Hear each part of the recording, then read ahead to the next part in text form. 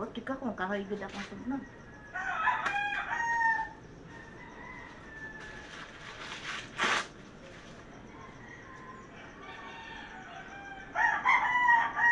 Pero na po kumag aling sa pikas, guys, kasi magluto ako magluto ng sudan, lungag, nakanon, tapos diri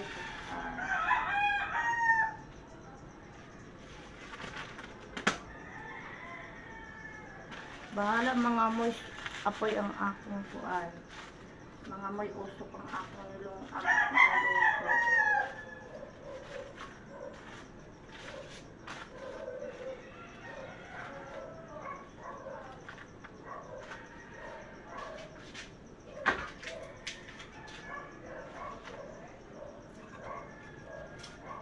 Nila bang uban? Sugkay mo daot.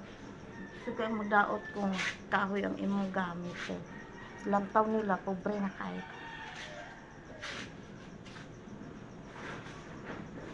Lantaw sa uban, pag kahoy ang imuhang gisugnod, pobre na kayo kasi lang pang lantaw. Kaminus mo no, mga kahoy nga bilutuan nila, kahoy, kaminus mo no. Eh, wala may ing-ani nga lutuan.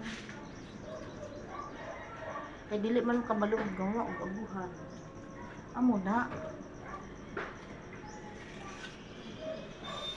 ang mga tao na dili kabalong bubuhat o abuhan.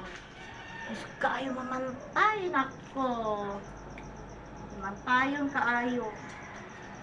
Sabi nagkahoy ang imong sugnod. Usog kaayo mamantay.